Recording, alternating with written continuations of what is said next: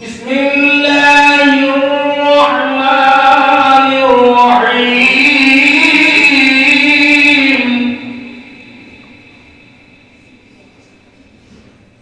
الحمد لله رب العالمين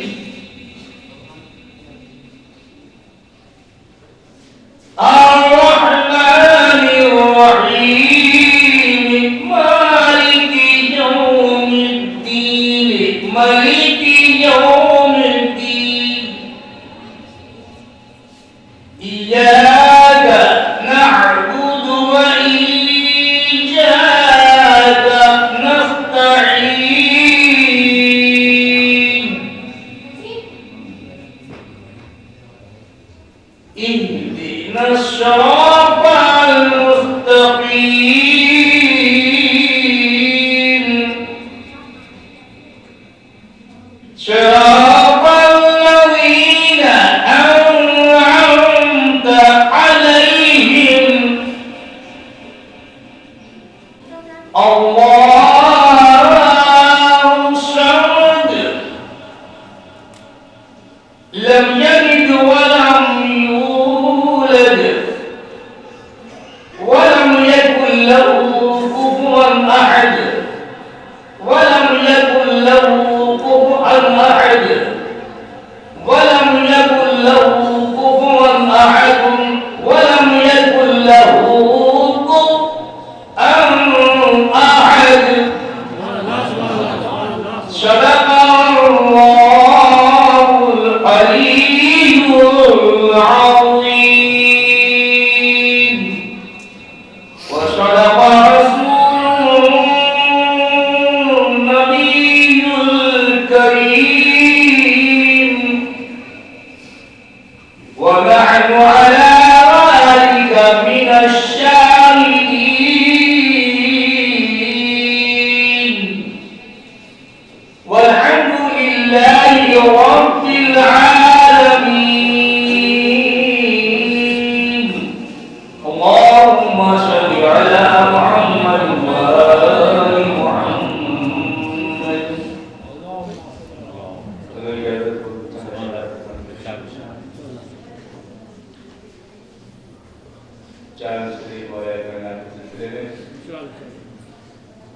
بس یہی ہے یہی ہے یہی بس یہی ہے یہی ہے یہی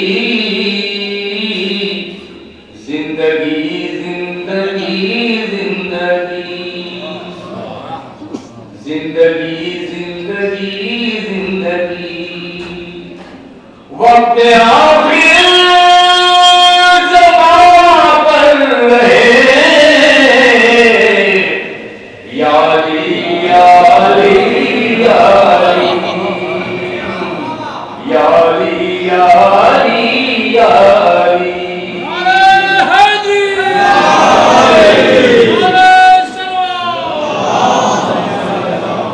آیا کے چڑھنے والے شاعر نے حاصل کیا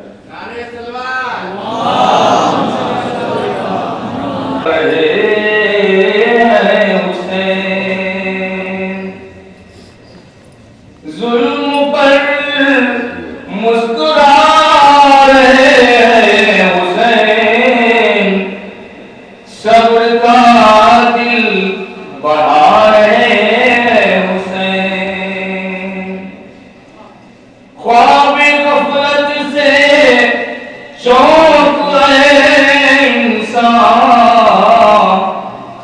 دیکھ تجھ کو جگا رہے ہیں حسین دیکھ تجھ کو جگا رہے ہیں حسین یہ بھی شیخ سمجھے گا جس طرف دل جھکیں گے عالم کے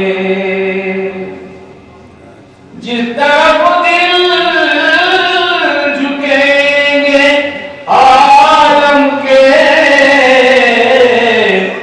ایسا کعبہ بنا رہے ہیں حسین ایسا کعبہ بنا ہے حسین، اور جس کو 18 سال پالا تھا، جس کو 18 سال پالا تھا، اس کا لاشا اٹھا ہے حسین، اس کا لاشا اٹھا ہے حسین۔ اعوذ باللہ السمیع العلیم من الشیطان اللعین الرجیم، بسم اللہ الرحمن الرحیم، الحمد للہ رب العالمین، والصلاة والسلام علی اشرف الانبیاء والمرسلین، سیدنا و نبینا و شفیعنا ابی القاسم محمد وآل بیتہ الطیبین الطاہرین المعصومین المظلومین الذین اذھب اللہ عنہم الرجس وطہرہم تطہیرا، رحمۃ اللہ علی اعدائہم وقتلتہم اجمعین من الاولین والآخرین، اما بعد فقد قال اللہ سبحانہ فی کتابہ المبین وقولہ الحق، بسم اللہ الرحمن الرحیم، کما ارسلنا فیکم رسولا منکم یتلو علیکم آیاتنا ویزکیکم ویعلمکم الکتاب والحکمہ ویعلمکم ما لم تکونوا تعلمون، صلی اللہ علیہ وسلم۔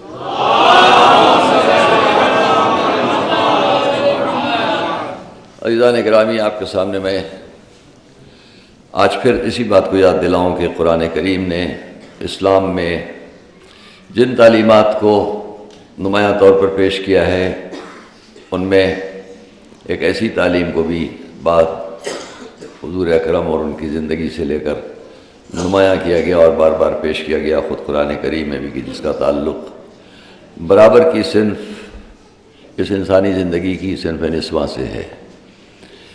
اور کل میں نے آپ کو اس بات کے لیے زحمت دی، آج بھی اسی بات کو عرض کرنا چاہوں گا کہ اسلام میں اس وقار کو اور اس احترام کو اور اس عزت کو اور اس درجے کو برقرار رکھا گیا اور بہتر بنایا گیا کہ جو عورتوں کے سلسلے میں تھا اور ہے اور ہونا چاہیے،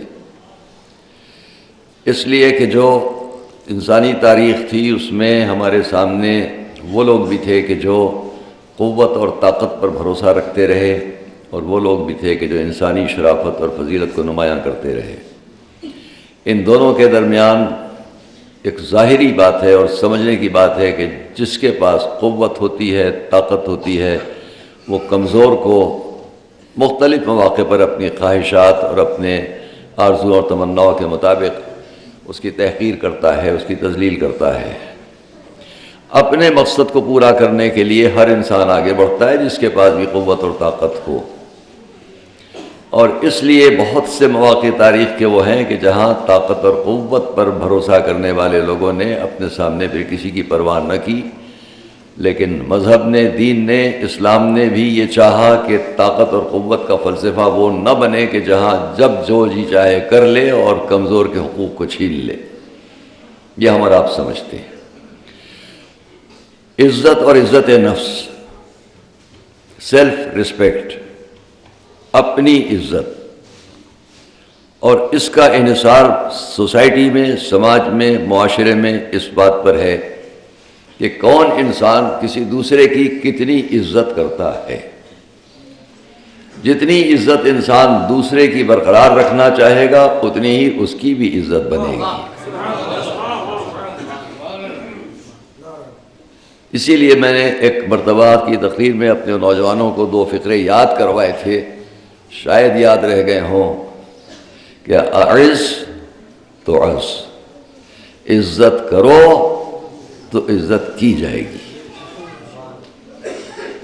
اور جب تک ہم اس فلسفے کو نہ سمجھیں، 2 فقرے، 2 لفظیں حضور کی ہیں، کتنا فلسفہ سمٹا ہوا ہے اس کے اندر، کتنی انسانی سماجی زندگی کا بہترین سبق سمٹا ہوا ہے۔ اعز تو عز، عزت کرو عزت ملے گی، اور جب کسی کی تذلیل اور تحقیر کریں گے تو ذلت کے خطرے سامنے آئیں گے۔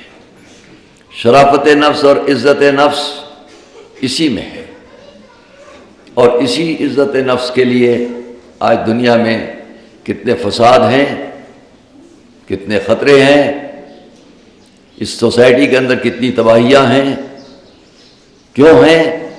کہ انسان جہاں بھی طاقت اور قوت پا لیتا ہے پھر وہ اپنی تو عزت چاہتا ہے، جس سے مفاد ہوتا ہے اس کی تو عزت کرتا ہے، باقی اور کسی کی عزت کرنا نہیں پسند کرتا۔ اس پر تعلیمات اسلام نے روک لگائی، رکاوٹ لگائی، پابندی کی اور کنٹرول کرنے کے لیے یہ سمجھایا کہ باعزت اللہ کے نزدیک وہ ہے کہ جو جتنا زیادہ اپنے نفس پر قابو پائے۔ صلوات اللہ۔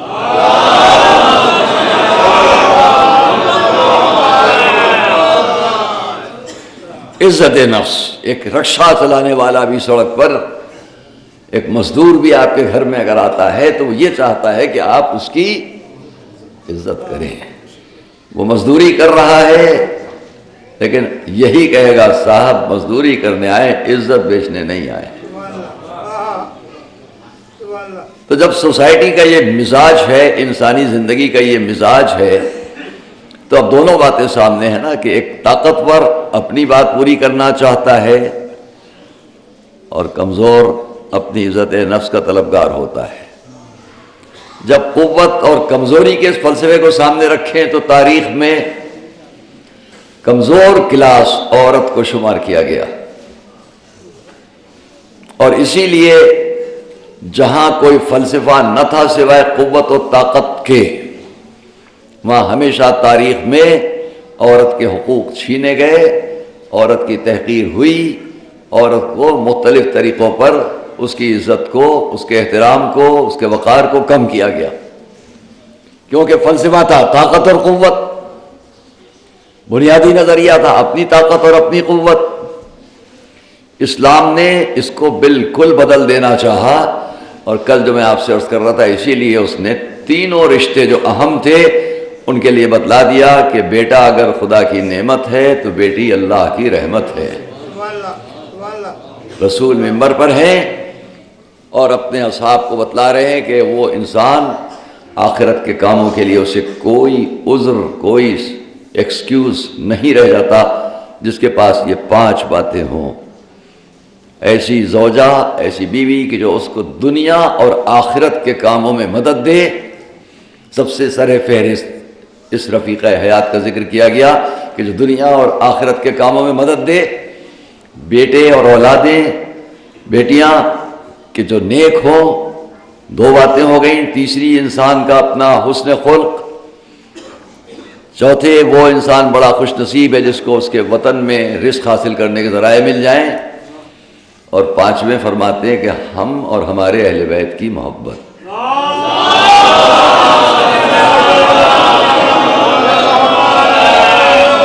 موضوع اہم ہے۔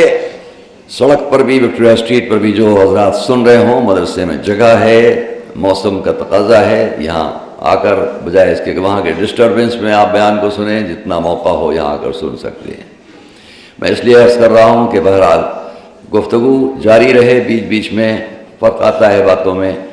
اور ہم اگر اب اس موضوع کو دیکھیں کہ اسلام میں عورت کا درجہ اور مرتبہ، تو قرآن نے اس کو کتنے مواقع پر پیش کیا، کس طرح پیش کیا، کل بھی عرض کر رہا تھا، آج بھی عرض کروں، کوئی فرق نہیں ہے۔ میں چند آیتیں شروع میں آپ کے سامنے تلاوت کرتا ہوں۔ یا ایھا الناس اتقوا ربکم الذی خلقکم من نفس واحدۃ وخلق منها زوجها وبث منهما رجالا کثیرا ونساء فاتقوا اللہ الذی تساءلون بہ والارحام ان اللہ کان علیکم رقیبا۔ اے لوگو، ہم نے تم سب کو، یا ایھا الناس اتقوا، تم سب کے سب ڈرو اپنے اس رب سے، ربکم الذی، اپنے اس اللہ سے، خلقکم من نفس واحدہ، جس نے تم کو ایک نفس سے پیدا کیا، وخلق منها زوجها، اسی سے اس نے اس کے جوڑ کو پیدا کیا، جوڑے کو پیدا کیا، اس کے زوج کو پیدا کیا، وبث منهما رجالا كثيرا ونساء، اور پھر ان دونوں کے ذریعے اس نے اس کائنات میں، اس دنیا میں مردوں اور عورتوں کی کثیر تعداد پھیلا دی۔ اس نے بتلایا عزت اور عظمت کے لیے یہ بات نہیں کہ ہم کون سی صنف سے تعلق رکھتے ہیں، یا مرد ہیں اور وہ عورتیں، نہیں، دونوں کو ایک نفس سے پیدا کیا، ایک نفس سے۔ دوسری جگہ یا ایھا الناس انا خلقناکم من ذکر وانثی وجعلناکم شعوبا وقبائل لتعارفوا ان اکرمکم عند اللہ اتقاکم۔ اے لوگو، ہم نے تم سب کو مردوں اور عورتوں سے پیدا کیا، الگ الگ شاخوں اور قبیلوں میں تقسیم کر دیا، مگر یہ پہچان لو کہ اللہ کے نزدیک عزت والا وہی ہے جو اتنا باکردار ہو۔ کل آپ کے سامنے اس آیت کو تفصیل سے پیش کر چکا ہوں جو کس طرح سے مردوں اور عورتوں دونوں کے لیے ایک ہی۔ اب بات کیا ہے، ذرا تھوڑی توجہ کیجیے گا۔ بات کیا ہے کہ اسلام کے ان تعلیمات کے سامنے جب دنیا کے مختلف مذاہب اور عقیدوں کے لوگ متفق تھے، میں اس تفصیل میں نہیں جاؤں گا کہ اور مذاہب میں کس طرح سے آہستہ آہستہ وہ وقت آ چکا تھا کہ جب عورت کی تحقیر ہو رہی تھی اور اس پر ظلم کا ایک سلسلہ تھا، بڑے تفصیلی واقعات ہیں، لیکن اس کا ایک ہلکا سا منظر میں آپ کے سامنے خود اس مکے کی سرزمین کا پیش کروں کہ جس مکے کی سرزمین کے بارے میں اور آپ سب جانتے ہیں کیا ہو رہا تھا، جس کو قرآن کریم نے سورہ تکویر میں ایک فقرے سے بیان کر دیا ہے کہ وَإِذِ الْمَوْءُودَةُ سُئِلَتْ بِأَيِّ ذَنبٍ قُتِلَتْ۔ جب قیامت کے دن وہ زندہ درگور لڑکی، جس لڑکی کو زندہ دفن کر دیا گیا تھا، سامنے کھڑے رکھ کر سوال کیا جائے گا بِأَيِّ ذَنبٍ، جس کو کس گناہ میں قتل کیا گیا۔ یہ خالی قرآن کی آیت اس بات کو نہیں پیش کر رہی ہے کہ عرب میں ایک لڑکی زندہ دفن کر دی گئی۔ دوستوں، عزیزوں، نوجوان بچوں، آپ اس کو سمجھو، ایک پورے کلچر کی جنگ ہے، ایک سماجی جنگ ہے، دو تہذیبوں کی جنگ ہے کہ جس کو قرآن اور سامنے رکھ کر قرآن والوں کو پیش کیا جا رہا ہے۔ قرآن والے اور قرآن کے سامنے جو ہیں، یہ دو تہذیبوں کی جنگ ابھی آپ اندازہ کر لیں گے، میرے ایک آگے کے 2 منٹ کے اندر عرض کروں گا کہ دو سماجوں کی، دو کلچرز کی، دو تہذیبوں کی جنگ تھی جس کو رسول مکے میں پیش فرما رہے ہیں۔ اور اوپر کی تاریخ تک اگر میں جاؤں، حضرت ابراہیم سے لے کے حضور تک، تو کہاں عورتوں کے لیے کیا منزلت تھی، کیا نہیں تھی۔ جو حضور کے سلسلہ اسلام میں لوگ تھے وہاں عزت کیا تھی اور ان کے مقابلے میں عزت کیا تھی، اس کو بھی میں کمپیئر کر کے پیش کرتا، لیکن اپنی مجلسی رنگ کو باقی رکھنے کے لیے ان باتوں کو چھوڑتا ہوں۔ آئیے دیکھیں کیا ہو رہا ہے۔ جب اسلام سامنے آ چکا، مکے کا میسج سامنے آ چکا، اب ایک صحابی ہے، رسول کا صحابی ہے، اور وہ پوچھتا ہے یا رسول اللہ، مجھ سے ایک گناہ ہوا ہے، کیا بخشا جا سکتا ہے؟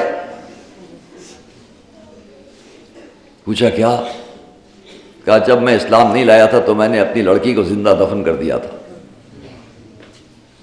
یہ کوئی روایتی کسٹمری یوں ہی سن لینے کی باتیں نہیں ہیں۔ آج ہم جس تہذیب میں زندہ ہیں، ذرا اس تہذیب تک جائیے۔ اور میں یہ کہوں گا کہ وہ اس لیے نہیں لڑکی کو دفن کر دیتا تھا کہ اسے جہیز دینا پڑے گا کہ نہیں، اسے اس کی پرورش میں کیا کرنا پڑے، بلکہ اس کی غیرت اور حمیت یہ کہتی تھی کہ گھر میں جو لڑکی آئی ہے، کل اس کا حشر اس پورے معاشرے میں کیا ہونے والا ہے۔ اس معاشرے کے خوف سے وہ نہیں چاہتا تھا کہ اس کی غیرت اور حمیت کو کل ٹھیس لگے، آج ہی ختم کر دو۔ اور اس لیے وہ پوچھتا ہے یا رسول اللہ، میں نے اپنی لڑکی کو زندہ دفن کر دیا تھا، آپ کیا فرماتے ہیں کہ میرا وہ گناہ بخشا جائے گا کہ نہیں؟ یہ صحابی رسول ہے، اصحاب رسالت میں وہ بھی ہیں جو کل اپنی لڑکیوں کو زندہ دفن کر چکے ہیں۔ لیکن میں عرض کر رہا ہوں، یہ جملہ یاد رکھیے گا، سماج کی جنگ ہے، سوسائٹی کی جنگ ہے، کلچر کی جنگ ہے۔ اس کلچر میں ایک طرف یہ اسلام ہے، جہاں ابتداء اسلام کیا ہے، جو کل کی بات یاد کیجئے کہ ابھی مکے میں میسج نہیں آیا ہے اور ابھی رسول بھی اس دنیا میں نہیں آئے ہیں، لیکن جس وقت حضور آتے ہیں اس دنیا میں، آنے کے فوراً بعد واقعات کیا سامنے آتے ہیں؟ جناب آمنہ کی عزت و احترام، ذرا آگے بڑھتے ہیں جناب فاطمہ بنت اسد کی عزت و احترام، ذرا آگے بڑھتے ہیں حضرت خدیجہ کی عزت اور ان کا احترام۔ تو ایک طرف عورتوں کے احترام کی یہ صف چل رہی ہے، اور دوسری طرف وہ لوگ ہیں جو لڑکیوں کو زندہ دفن کر رہے ہیں۔ اب یہ دونوں جب ایک جگہ آتے ہیں تو وہ جو پوچھ رہا ہے کہ میرا یہ گناہ معاف ہوگا کہ نہیں کہ میں نے کل اپنی لڑکی کو زندہ دفن کیا تھا، تو پہچانی اس کلچر کی نمائندگی کرتا تھا اگرچہ اب اسلام لا چکا ہے، لیکن کل اگر اس کا ذہن پھر بدل جائے تو کیا یہ عورت کا احترام کرے گا؟ ہم نے مانا کہ دائرہ اسلام میں آ چکا ہے، عورتوں کے احترام کی طرف آ چکا ہے، لیکن اگر اس کا ذہن پھر بدل جائے۔ آئیے میں بھی عرض کرتا ہوں، ہوا کیا؟ دوسرے نے کہا، ایک نے کہا میں نے اپنی لڑکی کو زندہ دفن کیا، دوسرے نے کہا یا رسول اللہ میں اپنی 12 لڑکیوں کو دفن کر چکا ہوں۔ بہت مشہور شاعر فرزدق، جس کے نام سے اس مجمع میں بہت سے لوگ واقف ہیں، اس نے، اس کے دادا نے ایک ناقہ یا ایک جمل، اونٹنی یا اونٹ، اس کو دے کر ایسی جگہوں پر اس نے اپنا مشن چلایا کہ جہاں جو لڑکیاں زندہ دفن کی جانے والی ان کو بچا لیا جائے، اور اس مشن میں اس نے 360 ایسی لڑکیوں کو بچایا جو دفن ہو جاتی۔ جو تاریخ بیان کر لے گئی وہ تو آ گیا سامنے، جو نہیں بیان کر سکی آپ اندازہ کریں کیا ہو رہا تھا۔ اور ابھی رسول نے اعلان نبوت نہیں کیا ہے، اس مکے کی سرزمین پر عورتوں کی عزت و عظمت کا حال کیا تھا؟ ایک تاجر آتا ہے تجارت کے لیے، وہاں پر اپنی لڑکی کو ساتھ لے آتا ہے، غلطی سے لے آیا تھا، جن کے بڑے نام آج تاریخ میں ہیں، عرب کی تاریخ میں، حضور کی اعلان نبوت کے بعد ان میں سے ایک سردار مکے کے، وہ اس لڑکی کو اٹھا کے گھر لے گئے۔ اب ساری وہ عرب، وہ آنے والا تاجر ایک ایک کی خوشامد کرتا پھر رہا ہے، میری لڑکی واپس کروا دو، میری لڑکی واپس کروا دو، لیکن وہ اپنے گھر میں اس پر بضد ہیں کہ میں اس سے شادی کروں گا۔ کوئی اس کا ساتھ دینے والا نہیں ہے، کیونکہ نظریہ یہ چل رہا تھا اپنے بھائی کی مدد کرو، چاہے وہ ظلم کرنے والا ہو چاہے مظلوم ہو۔ انصر اخاک ظالمن کانا او مظلوما، اپنے بھائی کی مدد کرو چاہے وہ ظالم ہو چاہے مظلوم ہو۔ جب یہ نظریہ چل رہا ہو تو اس وقت میں کون ساتھ دیتا اس تاجر کا؟ لیکن لکھا مستشرقین نے، محققین نے، ریسرچ کرنے والوں نے کہ اس زمانے میں بھی ہمارے حضور نوجوانوں کی ایک سوسائٹی بنائے ہوئے تھے کہ جہاں جہاں ظلم ہو جا کے اس مظلوم کو بچاؤ۔ جب آپ کو یہ خبر ہوئی کہ یہ لڑکی اٹھا کر لے جائی گئی ہے تو آپ نے اس سردار مکہ کا گھر گھیرا اپنے نوجوانوں کے ساتھ اور کہا اس وقت تک تجھے نہ بخشیں گے جب تک کہ اس کی لڑکی اس کے حوالے نہ کر دی جائے۔ اس لڑکی کو اس گھر سے نکالا گیا، اس عرب کے اس تاجر کے حوالے کیا گیا جو باہر سے آیا تھا، وہ دعائیں دیتا ہوا واپس چلا گیا۔ پہچانو رسول اعلان نبوت سے پہلے بھی عورتوں کے احترام کو کس طرح بلند کر رہے تھے اور ظالم کو کس طرح شکست دے رہے تھے۔ صلوات محمد علیہ۔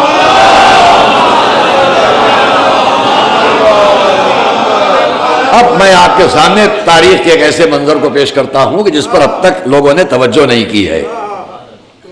یہ سماج، آ جائیے ادھر آ جائیے،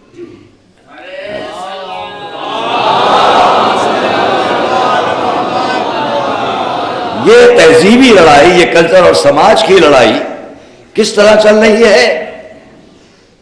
ایک طرف عورت کا احترام، ایک طرف عورت کی بے احترامی کے انداز۔ یہ مجمع ایک ایسے واقعے سے واقعی اشارہ دوں گا فوراً سمجھ جائیں گے۔ آئیے، یہ تو اعلان نبوت سے پہلے کی بات، پھر اعلان نبوت کے بعد کی بات بھی میں نے آپ سے بیان کی، اور اب وہ وقت بھی ہے کہ جب حضور مکے سے ہجرت کر کے مدینے آ چکے ہیں۔ آئے، توجہ کیجیے گا۔ جنگ بدر کیا ہو رہا ہے؟ میں جنگ نہیں پڑھوں گا، جنگ بدر کیا ہو رہا ہے؟ مکے سے جو کارواں قافلہ لشکر چل کے آیا، اس لشکر نے جب مدینے والوں کو آ کر گھیرا،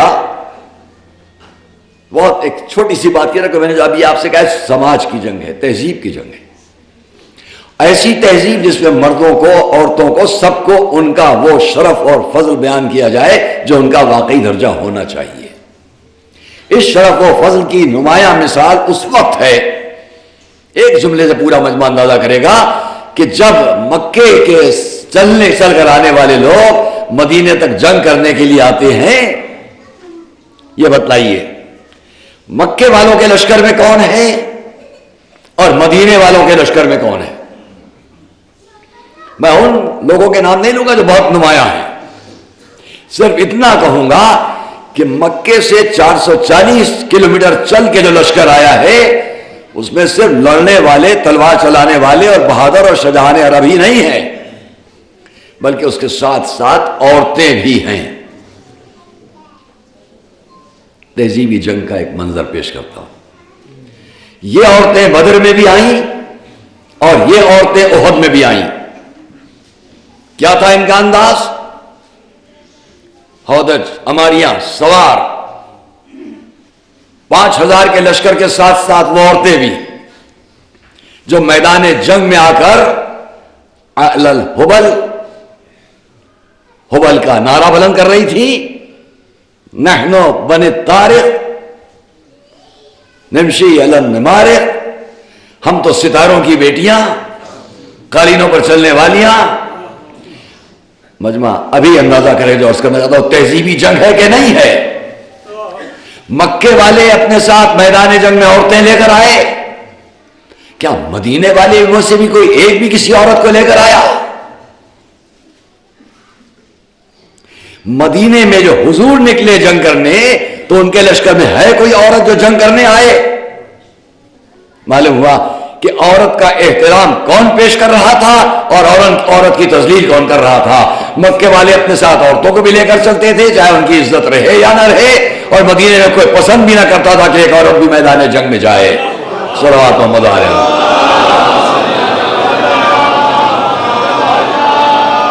تھوڑا تمیزی طور پر غور کریں کہ ایسے عالم میں مکے اور مدینے کی اس تہذیبی جنگ کے درمیان جو ہو رہی ہے، دیا مکے والوں کو سامنے دیکھ کر مدینے والوں نے مشورہ دیا، لشکر آ رہا ہے، یا رسول اللہ اتنے بڑے لشکر کا کیا مقابلہ کریں، مدینے کی گلیوں میں لڑ لیں گے، عورتیں بھی ساتھ دیں گی، کم سے کم کوٹھے سے کچھ پھینکیں گی،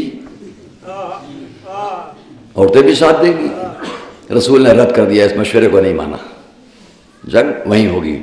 اب اس سے اندازہ کر لو کہ میدان جنگ میں عورت کا اپنا وقار ہے، اپنی جگہ ہے، لیکن میدان جنگ میں لانے کو اسلام پسند نہیں کرتا۔ اب یہ غور کیجئے گا کہ مکے سے چل کر مدینے آنے والا کون ہے اور مدینے میں لڑنے والا کون ہے۔ ایک طرف وہ ہیں جو عورتوں کو بھی میدان جنگ میں لے آنے پر عورتوں کی کوئی تذلیل نہیں سمجھتے ہیں، ایک طرف وہ ہے کہ جو اپنی رہبری اسی میں سمجھتا ہے کہ عورت کو میدان جنگ میں نہ لایا جائے۔ اب بات کی تاریخ میں بھی دیکھتے چلے جائیے گا کس خاندان کے لوگ میدان جنگ میں عورتوں کو لا رہے ہیں اور کون خاندان روک رہا ہے۔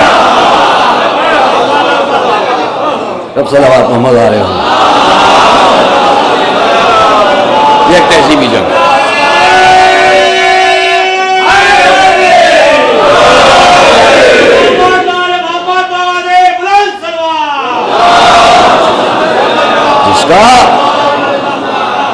جس کا کوئی عقیدہ نہیں تھا شرافت اور تہذیب اور فضیلت پر اور اسلامی زندگی پر اور انسان کے درمیان عورت کے عزت و وقار پر، وہ اپنے مطلب کے لیے میدان جنگ میں عورتوں کو بھی لا سکتا تھا۔ لایا، رسول نے اس کا جواب دیا۔ ہاں عزیزان گرامی، حضور بھی میدان میں عورتوں کو لے کر گئے، لیکن یہ بتلا دیا جہاں جہاں مادی جنگ ہوگی وہاں عورت کو میدان میں نہیں لایا جائے گا، جہاں روحانی جنگ ہوگی وہاں عورت کو میدان میں لایا جائے گا۔ یہ روحانی جنگ میں عورت کو میدان میں لانا رسول نے بتلا دیا کہ شرف اور فضل کی منزل پر اتنی بلندی پر آت ہو جائے عورت کہ اسے میدان میں لایا جا سکے۔ اب پہچانو کہ میدان جنگ میں لانا اور ہے اور میدان مباہلہ میں لانا اور ہے۔ صلوات محمد علیہ۔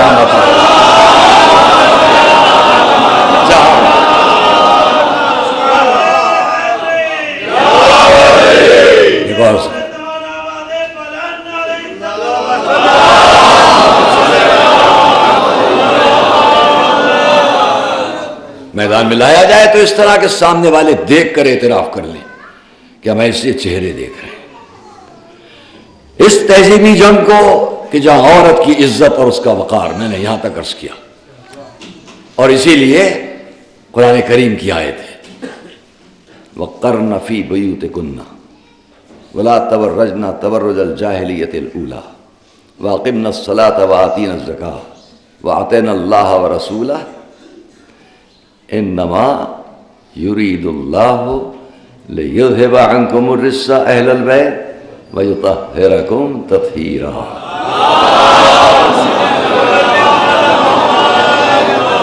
وَاذْكُرْنَ مَا يُتْلَى فِي بُيُوتِكُنَّ، اور پھر اس کو بھی اچھی طرح یاد رکھو کہ ایسے مواقع پر لوگ اس آیت کو بھی اپنے مطلب کے موافق استعمال کرنے کی باتیں کرتے ہیں. میں اس وقت اس کی تفصیل میں نہیں جاؤں گا کہ آیت تطہیر کو یہاں کیوں رکھا گیا اور کیوں نہیں رکھا گیا. کسی اور جگہ بڑے جوابات ہیں اور اس پر الگ پوری گفتگو کی ضرورت ہے. لیکن یہاں پر بھی بڑے بڑے علماء اسلام نے، مورخین نے، مفسرین نے اس کا اعتراف کیا ہے کہ اس آیت کے درمیان شروع اور بعد میں ازواج رسول مراد ہیں، اور بیچ میں جہاں آیت تطہیر اس سے مراد خود اہل بیت اطہار ہے.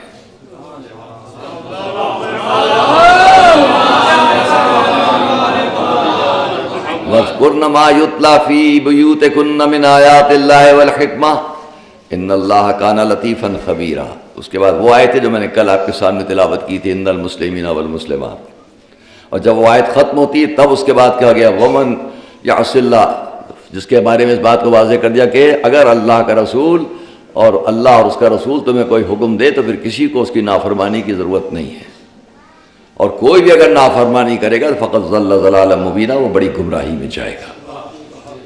کوئی بھی وما كان لمؤمن ولا مؤمنة اذا قضى الله ورسوله امرا ان يكون لهم الخيرة من امرهم،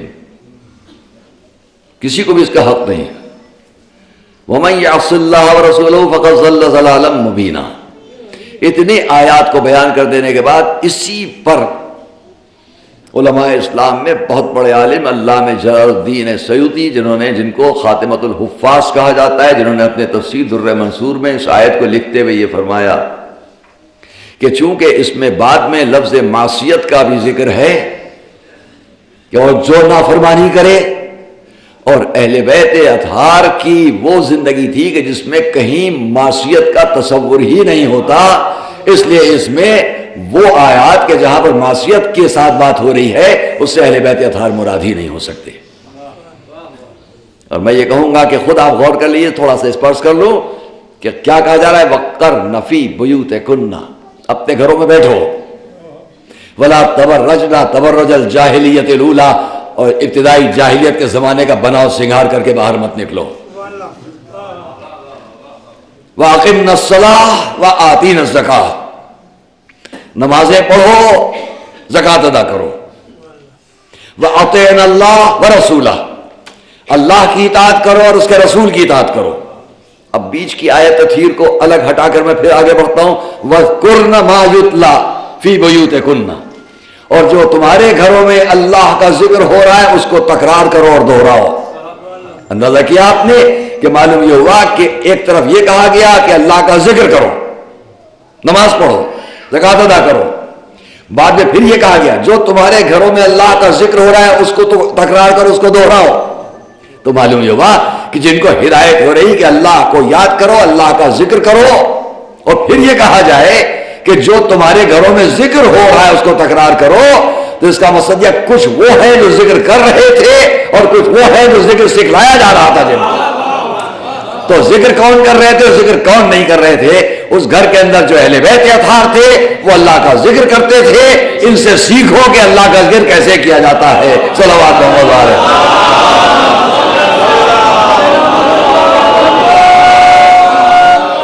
اور اسی لیے ایک بڑے عالم نے اس کو لکھا،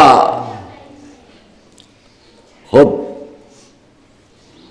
بڑی عظیم کتابیں، یہاں تک کہ جن کو علماء اسلام اچھی طرح جن کتابوں کا احترام کرتے ہیں، مشکات، بخاری، غالباً حدیث نمبر 2827 جہاں تک میرا حافظہ کام کرتا ہے، اسی طرح 844 مشکات، کہ جہاں رسول کے گھر میں ایک بڑی محترم شخصیت عالم اسلام احترام کرتا ہے پورا، ان سے روایت نقل کی گئی کہ رسول نے ایک کمبل لیا، اس کمبل میں تھوڑی دیر میں امام حسن آ گئے، نقش دار کمبل تھا، نقش بنے ہوئے تھے، رسول نے اس کمبل کو لے کر لیٹے، اتنے میں امام حسن آ گئے، ان کو اسی میں لے لیا.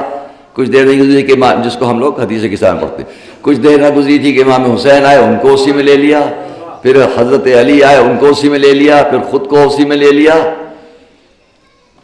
اور جب یہ سب ہو چکا تو اب حضور نے تلاوت کی اس آیت تطہیر کی جو ابھی میں نے آپ کے سامنے پڑھی۔ میں یہاں پر سوال کرتا ہوں، یہ کمبل کتنا بڑا تھا؟ یاد رکھیے گا، اگر ان شخصیتوں کو ہم نے مادی سمجھا تو کمبل چھوٹا پڑ جائے گا، نورانی سمجھا تو کمبل چھوٹا نہیں پڑے گا۔ صلوات محمد علیہ۔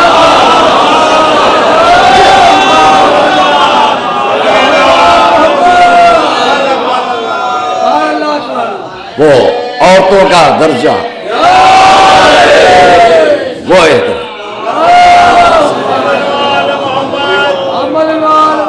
وہ احترام جس کو میں نے ابھی آپ کے سامنے، اور کتنا کچھ اس پر بیان کیا جائے، بس بات کو مختصر کرنے کے لیے عرض کروں کہ اسی لیے کل بھی عرض کر رہا تھا کہ شہزادی کی تعظیم کو رسول اٹھے یہ بتلانے کے لیے کہ عورتوں کا احترام کیا ہے، عورت کی عزت کیا ہے، ماں کا درجہ کیا ہے، بیٹی کا درجہ کیا ہے۔ ہدایت کہ اگر کہیں باہر سے آؤ تو اگر تحفے لاؤ تو بڑے، بچوں کے بجائے بچوں کے لیے اگر لاؤ تو بیٹی کے لیے کچھ زیادہ لاؤ۔ یہ سب ہدایات کیوں ہیں؟ تاکہ اس درجے کو، وقار کو، احترام کو ان کے سامنے نمایاں کیا جائے جو کل لڑکیوں کو زندہ دفن کر رہے تھے۔ اس مجمع کے سامنے جو لڑکیوں کو زندہ دفن کرتا ہو، رسول جب اپنی بیٹی کو آتے ہوئے دیکھے تو تعظیم دے کر بتا رہے ہیں کہ عورت کی عزت کیا ہونا چاہیے۔ صلوات محمد علیہ۔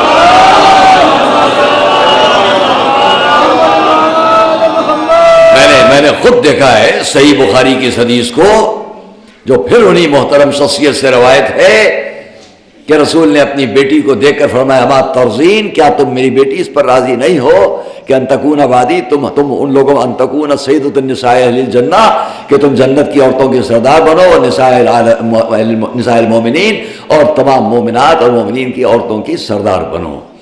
یہ جناب معصومہ کا وہ درجہ ہے کہ جو بڑے بڑے علماء تسلیم کر رہے ہیں۔ اور یہاں پر مجھے یاد آتا ہے ریاض سے چھپی ہوئی ایک کتاب جو شاید میں نے کبھی آپ کے سامنے عرض کیا ہو کہ عظمت معصومہ اس سے بہتر اور کیا ہم نمایاں کر سکتے ہیں کہ جس کو خود ان افراد نے اس طرح نقل کیا ہو۔ ریاض، حجاز، سعودی عرب سے چھپی ہوئی کتاب، تاریخ الحرمین الشریفین یا اخبار المسجد الحرام، ان میں سے ایک میں نے اس کو دیکھا ہے جو آپ کے سامنے عرض کرتا ہوں، اور یہ میرے اپنی عقیدت کے لیے بھی، آپ کے لیے بھی ہے کہ ہم بہت سی باتوں میں جانتے ہیں کہ سیدہ سے رسول نے فرمایا علی سے کہ اگر علی نہ ہوتے تو سیدہ کا کوئی کفو نہ تھا، میرا اور آپ کا مولا نہ ہوتا تو کوئی ہمسر نہ تھا شہزادی۔ میں نے اس میں ہمسری میں بہت سی باتیں دیکھی، وہ کس کے بیٹے ہیں، یہ کس کی بیٹی ہیں، ان کا کیا مرتبہ ہے، ان کا کیا مرتبہ ہے، وہ رسول کے لیے کیا ہے، یہ رسول کے لیے کیا ہے۔ لیکن ایک بات پر ذرا ذہن رکا تھا جا کے، اس کا بھی جواب مل گیا، اور وہ یہ کہ میرے مولا کی ولادت کل آپ سن رہے تھے خانہ کعبہ میں، تو شہزادی کی ولادت کہاں ہوئی؟ ایک صلوات پڑھیں تو عرض کریں۔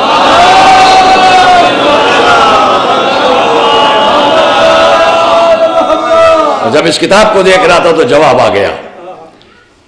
خانہ کعبہ کا اصلی نام ہے قبہ آدم، وہاں سے تاریخ شروع ہوتی ہے۔ قبہ کہتے ہیں لائٹ ہاؤس کو، منارے کو، نور اور روشنی کے، کہ جہاں سے روشنی ملے۔ تو کعبے کا نام ہے، یاد رکھیے گا، قبہ آدم، قبہ روشنی کا ایک لائٹ ہاؤس، منارہ۔ بڑھتے بڑھتے آگے قرآن نے اس کو کعبہ کہا۔ اب میں یہ دیکھتا ہوں تاریخ میں لکھا ہوا ہے کہ بعد خانہ کعبہ اس روئے زمین پر سب سے محترم، یہ وہاں سعودی عرب حجاز سے لکھا جا رہا ہے، بڑے عالم، بعد خانہ کعبہ اس روئے زمین پر سب سے محترم گھر اگر کوئی ہے تو وہ گھر جہاں جناب خدیجہ رہتی تھیں۔ یہ ان کا عقیدہ وہ بیان کر رہے ہیں کہ بعد خانہ کعبہ سب سے محترم گھر اس روئے زمین پر وہ گھر ہے کہ جہاں جناب خدیجہ رہتی تھی، اور پھر وجہ لکھی اس لیے کہ جناب خدیجہ کا گھر وہ تھا جہاں پر برابر آسمان سے وحی الہی نازل ہوتی تھی، فرشتہ نازل ہوتا تھا، اس لیے اس گھر کو قبۃ الوحی کہا جاتا تھا۔ صلوات محمد و آل محمد۔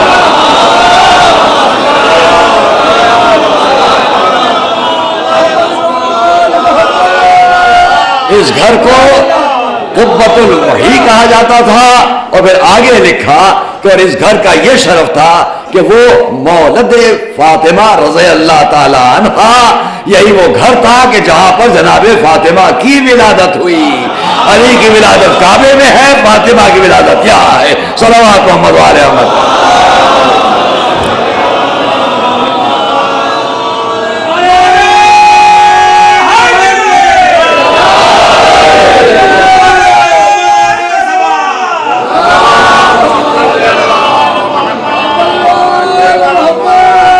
چونکہ موقع کی بات ہے اس لیے اس کو بھی عرض کرتا چلوں کہ اس گھر کی اہمیت عظمت کیا ہے میرے نوجوان بچوں اور دوستوں کے لیے۔ جب میں حج کرنے کے لیے گیا، بعد میں عمرہ کرنے کے لیے گیا، تو اس میں مجھے موقع ملا عمرے کے موقع پر، اور جب میں پہنچا ذریعہ مبارک کا طواف کر رہا تھا، زیارت کر رہا تھا، اور بار بار یہ فکر ہوتی تھی یہ سامنے بڑے بڑے قفل کیوں ہیں؟ ایک دروازے پر بڑے بڑے تالے قفل پڑے ہوئے ہیں، اور میں ہمیشہ ادھر سے ہو کر جاتا تھا جہاں باب جبریل ہے۔ وہیں پہ ایک بات بھی ذہن میں آئی، وہ کبھی آپ کے سامنے عرض کر چکا ہوں، یہاں بھی دہرا دوں کہ ادھر سے آ کر جب باب جبریل سے آپ جائیں تو بالکل سامنے وہ دروازہ ہے کہ جس پر بڑے بڑے تالے اور قفل پڑے ہوئے۔ تو جب میں وہاں آتا تھا تو رکتا تھا، اپنے کو تو اندازہ تھا، معلوم تھا، لیکن پوچھنا چاہتا تھا۔ ایک وقت موقع تھا، سناٹا تھا، جو حاجب کھڑا ہوا تھا وردی پہنے، میں نے اس سے پوچھا کہ یہ قفل کیسے ہیں؟ تو عربی بات ہو رہی تھی، اس نے مجھ کو جواب دیا۔ جب میں نے اس سے پوچھا کہ یہ کیا ہے، میں جانتا تھا لیکن میں خیال کیا کہ اور کنفرم کر لوں کہ یہ بھی جانتے ہیں کہ نہیں، ان کو بھی معلوم ہے کہ نہیں۔ تو میں نے اس سے پوچھا یہ کیا ہے، تو اس نے کہا ھذا بیت فاطمہ رضی اللہ تعالی عنہا، یہ فاطمہ کا گھر ہے رضی اللہ تعالی عنہا، حضور کی ذریعہ مبارک جہاں ہے وہیں پر وہ ایک دروازے میں بڑے تالے ڈال دیے گئے، اب بھی ان کو ڈر ہے کہ کوئی تو جس لیے بھی ہو، اور بالکل سامنے بلا تشبیہ بلا تشبیہ بلا تشبیہ کہہ کے عرض کروں، یہ دروازہ اور وہ سامنے وہ دروازہ، یوں آپ باب جبریل سے آئیں گے تو یہ سامنے آپ کو بیت فاطمہ نظر آئے گا۔ اب مجھے یہاں پر ایک بات یاد آئی جو اپنے بچوں کے نوجوانوں کے لیے دہرا دوں، جن کو یاد نہ ہو، جنہوں نے سنا نہ ہو، کہ ایک بڑے واعظ تقریر کر رہے تھے اور انہوں نے یہ کہا کہ مجھے جیسی مشکل ایک دن پیش آئی ویسی کبھی نہ پیش آئی۔ کیا مشکل پیش آئی؟ انہوں نے کہا میں تقریر کر رہا تھا کہ اثناء تقریر ایک شخص نے کھڑے ہو کے پوچھ لیا آپ یہ تو بیان کرتے رہتے ہیں کہ رسول کے پاس اتنی بار جبرائیل آئے، اتنی بار جبرائیل آئے، اتنی بار جبرائیل آئے، آخر کچھ تو عدد بتلائیے کتنی بار، کتنی دفعہ رسول کے پاس جبرائیل آئے؟ تو انہوں نے کہا میں کیا بتلاتا، میں نے اندازاً کہہ دیا 12,000 دفعہ۔ جب انہوں نے کہا 12,000 دفعہ تو اس نے پھر دوسرا جو سوال کیا تو یہ بڑی مشکل میں پڑ گئے، اس نے پوچھا یہ بتلائی پھر علی کے پاس جبرائیل کتنی بار ہے؟ اب مولائی لوگوں کا مجمع تھا، اس نے کھڑے ہو کے سوال کر لیا کہ رسول کے بعد 12,000 دفعہ آئے تو علی کے پاس کئی بار آئے؟ کہلے بڑی مشکل میں تھا کہ اچانک خیال آیا، میں نے اس کا جواب دیا 24,000 دفعہ۔ وہ بڑا خوش ہو گیا، پوچھا دلیل کیا ہے؟ کہا رسول نے فرمایا ہے انا مدینۃ العلم وعلی الواجہہ، میں شہر علم ہوں، صلوات محمد علیہ محمد۔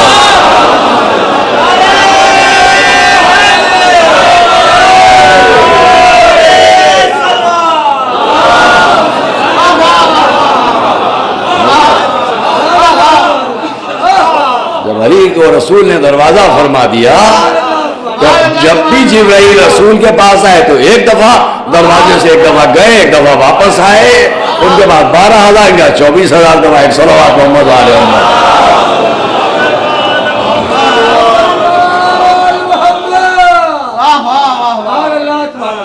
دوستو عزیزو، چاہتا ہوں کہ وقت نازک ہے، شدید سردی ہے، سرما ہے، باہر حضرات اتنی زحمتوں سے کھڑے ہوئے ہیں، یہاں سے سڑک پر وکٹوریہ اسٹریٹ پر جو حضرات ہیں، لیکن یہ جذبہ عزا ہے، یہ محبت ہے اپنے امام کی، اور اس عزا خانے میں اس مدرسے میں، اس مجلسوں کے دور میں، اس 40 سال میں مختلف موسموں کو دیکھتا ہوا میں بھی یہاں تک آیا ہوں۔ اور جب شروع کیا تھا تو ایسی ہی سردیاں تھیں، پھر وہ وقت بھی آیا کہ شدید گرمیوں سے گزرے، اور مجھے وہ وقت بھی یاد ہے، آج بہت سے ہمارے بزرگ سامنے نظروں کے اب نہیں ہیں، خدا ان کے درجات عالی کرے، کہ جب میں نے ایک دن 7 محرم کو بڑی سخت بارش یہاں ہو رہی تھی، اور میں نے اس خیال سے بہت جلد مجلس ختم کر دی کہ میرا مجمع بڑی تکلیف میں ہے۔ تو آپ جانتے ہیں کہ کیا جواب مجھ کو ملا مجلس کے بعد؟ بہت منغص تھے میرے چند بزرگ، جنہوں نے مجھ سے فرمایا، بہت غصے کے ساتھ انہوں نے کہا، آپ نے مجلس اتنی جلدی ختم کیوں کر دی؟ میں نے کہا میں نے آپ لوگوں کو وہاں شدید بارش میں کھڑے ہوئے دیکھا۔ انہوں نے کہا ہم بھیگ رہے تھے، آپ تو نہیں۔ وہ مجھے آج بھی ان کا جملہ یاد ہے، اور اتفاق سے دوسرے دن اس سے زیادہ سخت بارش ہو رہی تھی اور سب سامنے کھڑے تھے، میں نے کوئی کمی نہیں کی ان کے اس قول پر۔ وہ موسم بھی دیکھے، وہ موسم بھی دیکھا، اور اب پھر یہ موسم بھی دیکھ رہا ہوں، لیکن یہ وہ مولائی مجمع ہے جس پر موسم اثر نہیں کرتا ہے، اس لیے کہ وہ جو موسم جو بھی اثر ڈالنا چاہے، لیکن سب سے بڑا موسم ہم لوگوں کے لیے خود وہ عزا کا جذبہ ہے۔ دوستو عزیزو، بس آج مجھے اور زیادہ نہیں عرض کرنا ہے تاکہ وقت کے اندر بات ختم ہو جائے کہ ہم یہ سمجھ لیں کہ وقار کیا ہے، اور تقریر میں بات نہ رہ جائے۔ ممکن ہے کہ کل کی تقریر میں کچھ اور دوسری گفتگو شروع ہو، اس لیے اپنے نوجوان بچوں اور دوستوں کے لیے یہاں پر اختتامی طور پر کہ اسلام میں عورت کا درجہ مرتبہ کیا ہے، میں نے آپ کے جذبہ عقیدت کو سامنے رکھ کر بھی باتیں کی ہیں، لیکن ایک بات ایسی کہنا چاہوں گا جو میرے نوجوان بچوں اور دوستوں کے لیے شاید نقش ہو، اور وہ اس کو آگے بھی یاد رکھیں، محسوس کریں کہ ہم جس تہذیب کے عادی ہیں، جو کلچر، جو سماج، جو تہذیب ہمارے لیے اسلام نے دیا ہے، اس میں عورت کے احترام کو جس طرح پیش کیا ہے، اسے ہمیں اور آپ کو فراموش نہیں کرنا ہے۔ اس میں ایک بڑی تاریخی مثال میں آپ کو دینے جا رہا ہوں، اس سے اندازہ کیجیے گا۔ پہلے میں ایک تمہیدی طور پر ایک گفتگو کرتا ہوں چند لفظوں میں۔ اس مجمع میں وہ بچے کہ جو ایگزامز دیتے ہیں، ایجوکیشنل تعلیم میں مصروف ہیں، بچیاں اور بچے تعلیمی زندگی میں جاتے ہیں، امتحانات دیتے ہیں، مختلف انسٹیٹیوشنز، کالجز، یونیورسٹیز، اسکولوں میں پڑھتے ہیں۔ میں آپ سے پوچھتا ہوں کہ اگر کوئی وقت امتحان دینے کا جب آتا ہے، فرض کیجئے ایک صاحب میڈیکل سائنس میں آگے بڑھتے ہوئے یہاں تک کہ وہ MBBS کرنے جا رہے ہیں، اور جس دن ان کا آخری پرچہ ہے، ان کو کوئی دقت نہیں ہے، کوئی پریشانی نہیں ہے، کچھ بھی نہیں ہے، وہ پرچہ نہ دے کر واپس چلے آئے۔ MD کر رہے ہیں، MBBS کر رہے ہیں، آخری دن ہے، آخری پرچہ ہے، کوئی پریشانی نہیں ہے، بغیر پرچہ دیے، بغیر امتحان دیے واپس آ جائے۔ ان کے سارے شفیق، سرپرست، دوست، عزیز، بزرگ کیا کہیں گے؟ یہ آپ نے کیا کیا؟ ساری زندگی کی تعلیم یہاں تک پہنچے تھے، آپ نے یہ کیا کیا؟ بغیر پڑھے، بغیر امتحان دیے چلے آئے وہاں سے۔ کیا پریشانی کیا تھی؟ کچھ بھی نہیں۔ پھر کیوں نہیں دیا آپ نے امتحان؟ بس چلے آئے۔ بلا وجہ اس چلے آنے پر سب ناراض ہوں گے کہ نہیں؟ نہ آپ کو کوئی بیماری تھی، نہ آپ کو کوئی تکلیف تھی، نہ کوئی پریشانی تھی، پھر آپ نے ایسا کیوں کیا؟ اس ڈگری کو نہ پانا جس کے لیے اتنی محنت کی تھی، کتنا بڑا اعتراض ہوگا۔ میرے بچہ اس بات کو یاد رکھے، اس کو ذہن میں رکھیے گا، اس مثال کو بھولیے گا نہیں۔ ابھی میں آپ سے کچھ کہنے جا رہا ہوں۔ اب آئیے میں ایک دوسری بات کہتا ہوں۔ حضور کے دور میں آج تک تمام عالم اسلام میں اس کا بڑا مرتبہ سمجھا جاتا ہے کہ جس نے رسول کو حالت اسلام میں دیکھا ہو، اس کو صحابی کہا جاتا ہے، اور صحابیت کا عالم اسلام میں بڑا احترام ہے۔ یہاں تک کہ میرے ایک دوست نے بڑے فخر کے ساتھ کہا کہ ہم تو اس چاند کو دوست رکھتے ہیں جس نے صحابہ کو دیکھا، ہم تو سورج کو دوست رکھتے ہیں جس نے صحابہ کو دیکھا۔ اب یہ اپنی اپنی باتیں ہیں کہ آپ اس چاند کو دوست رکھیں جس نے صحابہ کو دیکھا، اس سورج کو دوست رکھیں جس نے صحابہ کو دوست رکھا، اس ستارے کو دوست رکھیں جس نے صحابہ کو دوست رکھا۔ ہم چاند کو اس لیے دوست رکھتے ہیں کہ اہل بیت کے اشارے پر 2 ٹکڑے ہوئے۔ ہم سورج کو اس لیے دوست رکھتے ہیں کہ پلٹا ہے، ستارے کو اس لیے دوست رکھتے ہیں کہ اہل بیت کے دروازے پر اترا ہے۔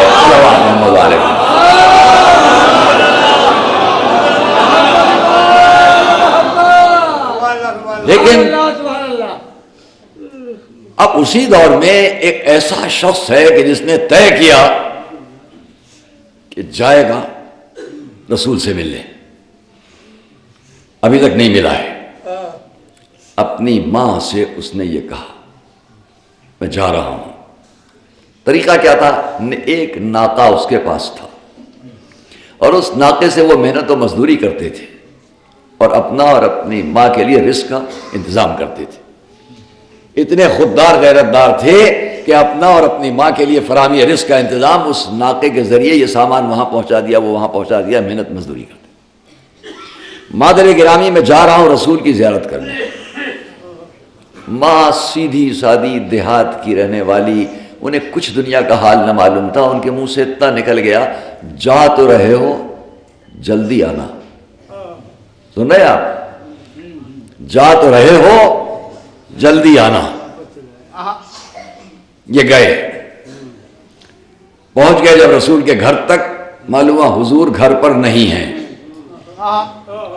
انتظار کیا، بیٹھے رہے بیٹھے رہے بیٹھے رہے، جب دیکھا کہ اب حضور ابھی تک نہیں آئے، واپس ناقے پر بیٹھے اور اپنے گھر چلے گئے۔ جب رسول آئے، کیونکہ ماں نے کہا تھا جلدی آنا، ان کے ذہن میں رہا کہ اب دیر اور دیر اور دیر، اب اتنی دیر ہو جائے گی کہ ماں کو ناراضگی ہوگی، تو اب رسول کی زیارت سے محروم رہے اور ماں کی طرف واپس گئے۔ کیوں دوستو عزیزو؟ پھر یہ وہ ہیں جن کا نام آپ جانتے ہیں، حضرت اویس قرنی۔ یہ وہ ہیں کہ پھر ساری زندگی دوبارہ رسول کو نہ دیکھ سکے، یعنی پورا شرف جو صحابیت کا ملنے والا تھا وہ نہ ملا۔ اب آپ نے خیال کیا کہ کتنی بڑی ڈگری تھی صحابیت کی، جسے چھوڑ کر اویس چلے گئے۔ اگر کوئی ایک ڈگری چھوڑ دیتا ہے تو ناگواری، یہ پوری ڈگری چھوڑ کر چلے گئے، پھر دوبارہ نہیں آئے رسول کو دیکھنے۔ لیکن کیا ثمرہ ملتا ہے کہ اب جو رسول آئے، میرے نوجوان بچوں اور دوستوں یاد رکھنا، جب رسول حضور تشریف لائے، لوگوں سے پوچھا کیا یہاں کوئی آیا تھا؟ کیا یہاں کوئی آیا تھا؟ لوگوں نے کہا ہاں یا رسول اللہ۔ پھر کیا ہوا؟ کہا بڑی جلدی میں معلوم ہوتا تھا، آیا اور چلا گیا۔ فرمایا عجب انسان تھا، آیا رکا بھی نہیں اور اپنا نور تحفے میں میرے مکان میں چھوڑ گیا۔ پہچانا آپ نے؟ کسی صحابی کو اس نورانیت کی سند نہ دے کر رسول نے بتلا دیا صحابیت کا شرف ملا اسے یا نہ ملا، جس نے ماں کی اطاعت کر لی وہ رسول کی نظر میں نورانی بن گیا۔ صلوات محمد علیہ وسلم۔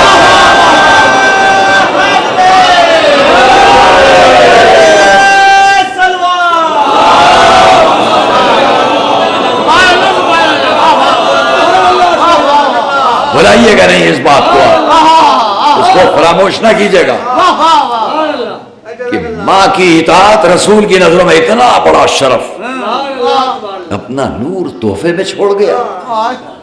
بعد میں اور واقعات ہیں جناب اویس کے جو آگے کبھی کسی اور بات ہو۔ ہاں عزیز اور دوستو، احترام اپنی ماں کا، الجنت تحت اقدام الامہات۔ اور میں اسی لیے ایک میرے دوست کا سرسی کے ان کا شعر یہ دو پڑھا کرتا ہوں کہ ہر طرح پائیدار ہوتا ہے، لائق اعتبار ہوتا ہے، جس میں کوئی غرض نہیں ہوتی وہ فقط ماں کا پیار ہوتا ہے۔ وہ فقط ماں، جن کے جو محروم ہو چکے اس شفقت سے وہ ایصال ثواب کیا کریں، جو موجود ہیں کائنات کی سب سے بڑی نعمت سمجھ کر بڑھیں۔ اور ہماری اس سوسائٹی اور سماج میں ماؤں، بیویوں، عورتوں کا بھی فریضہ ہے کہ وہ اپنے بچوں کو اس طرح سے پرورش کریں کہ جو تمنائے اہل بیت پوری ہو سکے۔ اپنے بچوں کی پرورش میں وہ انتظام رکھیں، سمجھ لیں کہ ایک سماجی لڑائی ہے جو کئی 100 سال سے جاری ہے۔ اس لڑائی میں ہمارے گھر کی بیویوں اور عورتوں کا فریضہ کیا ہے؟ ایجوکیشن، تعلیم، تربیت، اخلاق کے ساتھ۔ اگر یہ تحفے آپ اپنی اولاد کو دیں تو الجنت تحت اقدام الامہات، جنت ماؤں کی ٹھوکر۔ ہماری اور آپ کی وہ شہزادی کہ جس نے ساری رات عبادت کی اور صبح کے قریب بیٹے نے پوچھ لیا مادر گرامی آپ نے سب کے لیے دعا مانگی، اپنے گھر والوں کے لیے سب سے آخر میں؟ جواب دیا الجار ثم الدار، پہلے پڑوسی ہے پھر اپنا گھر ہے۔ یہ شہزادی کی تعلیم، اور اسی شہزادی نے اپنی گود میں جن بچوں کو پالا۔ کل عرض کر رہا تھا کہ اگر حسین کو رسول نے گود میں لیا آنکھوں میں آنسو، سامنے معصومہ نے پوچھ لیا بابا یہ آنکھوں میں آنسو کیسے؟ جواب ملا بیٹی تیرا یہ بیٹا ایک پتیلوں اور تلواروں سے ٹکڑے ٹکڑے بابا یہ واقعہ کب پیش آئے گا؟ بیٹی نہ جب میں نہ تم نہ علی نہ حسن، بابا پھر میرے لال پر روئے گا کون؟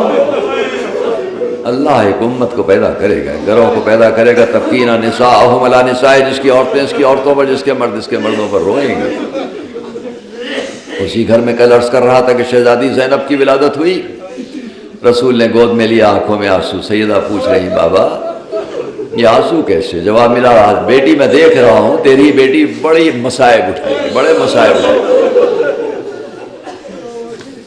اسی گھر میں علی آتے ہیں، امام حسین دوڑ کر قریب آتے ہیں، چہرے پر خوشی ہے، بابا ہمارے گھر میں ہماری چھوٹی بہن آئی ہے، ہمارے گھر میں ہماری ایک چھوٹی بہن آئی ہے، خوشی ہے، مسرت ہے۔ لیکن علی کی آنکھوں میں آنسو دیکھ کر امام حسین کی آنکھوں میں بھی آنسو آ گئے۔ بابا میں نے تو خوشی کی خبر دی تھی، یہ آنسو کیسے؟ بیٹا جو وقت آ رہا ہے وہ ایسا ہے کہ بہت جلد تمہیں معلوم ہو جائے۔ اسی گھر میں ایک بیوی اور ہے، اس نے بھی اپنے بچے کو پالا ہے، اس کو بڑا فخر اس بات کا ہے، بڑا شرف ہے اور فخر ہے کہ صبح جب ہوتی ہے تو وہ زینب، وہ ام کلثوم میرے بچے کو دیکھنے آتی ہے۔ ہر صبح شہزادی زینب کی عادت تھی کہ چلو چل کر علی اکبر کو دیکھ لیں، ایسا لگے گا جیسے رسول کو دیکھ لیا ہو۔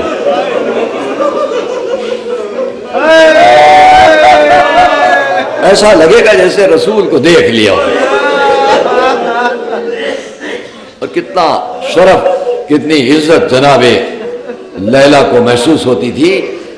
اکثر لوگ آتے تھے کہ چلیں، آج کے اخبار میں میرا مضمون ہے، میں نے لکھا ہے کہ جناب علی اکبر وہ تھے جن کے نانا، پہلی بار آپ کے سامنے عرض کر رہا ہوں، جن کے نانا وہ تھے جناب لیلا کے والد، وہ تھے کہ جن کو دنیا یہ کہتی تھی کہ اس دور میں حضرت عیسیٰ سے سب سے زیادہ مشابہ جناب لیلا کے والد پدر گرامی۔ اور حضرت علی اکبر کون تھے کہ اپنے دور میں سب سے زیادہ رسول سے مشابہ۔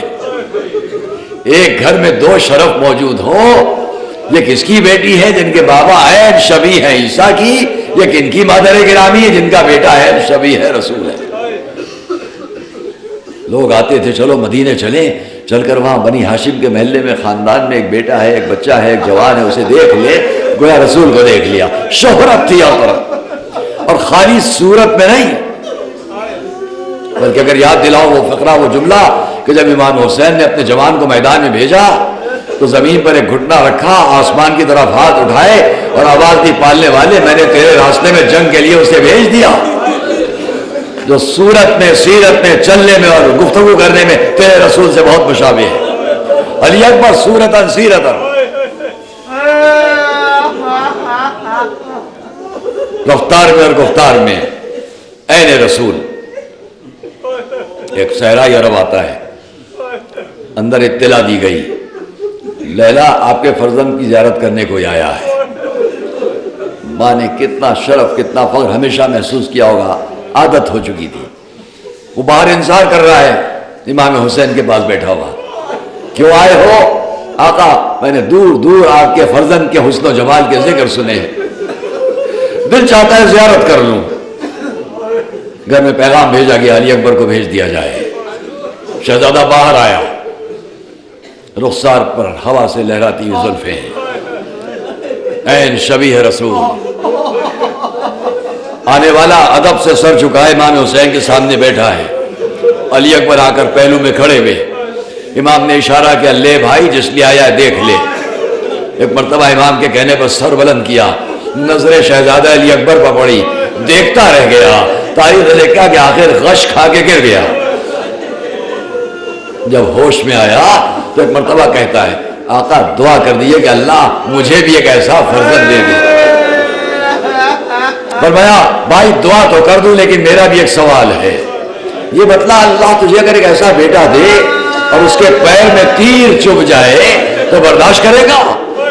کہ آقا یہ تو نہیں ہوگا, میری آنکھ میں چبھ جائے برداشت کر لوں گا, اس کے پیر میں نہ چبھے.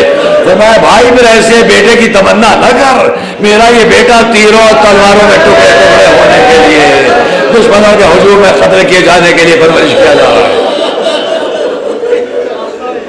ہاں دوستو, وہی علی اکبر. چند لمحے آپ کے تاکہ ہماری تاریخ خالی نہ جانے پائے کہ وہی شہزادہ علی اکبر اب میدان جنگ میں مادر گرامی میدان میں جانے کی اجازت عطا ہو.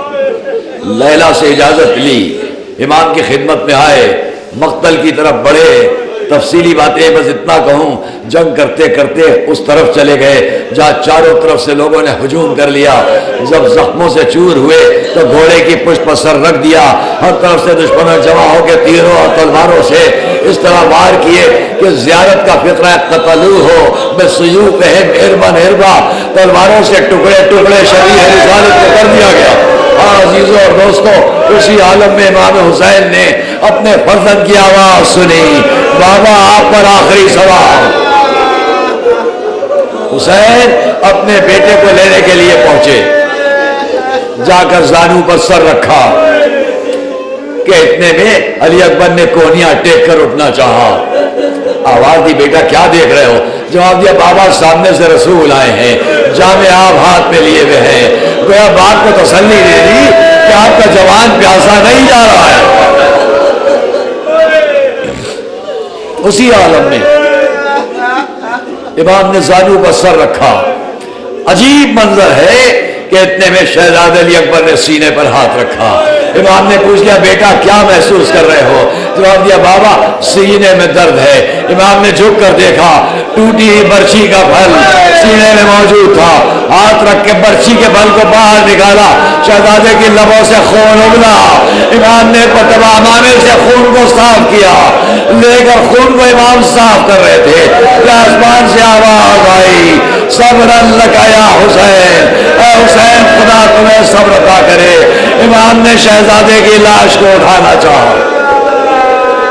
میں یہیں پر بات تمام کر دیتا, لیکن ایک فقرے کے لیے زحمت دینا چاہتا ہوں. عزیزان گرامی, وقت گزر گیا, عاشور محرم گزر گئی, کربلا کی تاریخ آگے بڑھی. قافلہ کربلا سے شہیدوں کے ساتھ, سروں کٹے ہوئے سروں کے ساتھ, ان قیدیوں کے ساتھ جا کر قید خانے سے ہوتا ہوا مدینے واپس پہنچا. اب مدینے میں ایک منظر پیش کروں اور بات کو ختم کروں کہ مدینے میں ایک گھر تھا جہاں ایک بیوی بیٹھی ہوئی اپنے جوان کو یاد کر کر کے رویا کرتی تھی. ایک صحرائی عربہ پھر گزرتا ہے. کل اسی گھر میں بیوی نے سنا تھا کہ باہر سے کوئی عرب آیا ہے, علی اکبر کی زیارت کو آیا. آج اسی گھر میں وہی بیوی ایک مرتبہ سنتی ہے باہر کوئی دق الباب کر رہا ہے. کہا جاؤ دیکھو کون آیا ہے. کنیز دروازے پر آئی, آ کر پوچھا کون ہے. آنے والے مسافر نے کہا بی بی میں ادھر سے گزر رہا تھا کہ میرا ناکا رک گیا, میں نے اسے بڑھانا چاہا, ناکا آگے نہیں بڑھتا, میں نے دیکھا ناکے کی آنکھوں سے آنسو بہ رہے ہیں. بیوی خدا را بتلاؤ اس گھر میں کون بیوی ہے جو اس طرح رو رہی ہے کہ میرے جانور پر اثر ہو رہا ہے؟ کیا تجھے نہیں معلوم یہ وہ بیوی ہے جس کا 18 برس کا جوان کربلا میں شہید کر دیا گیا, ٹکڑے ٹکڑے کر دیا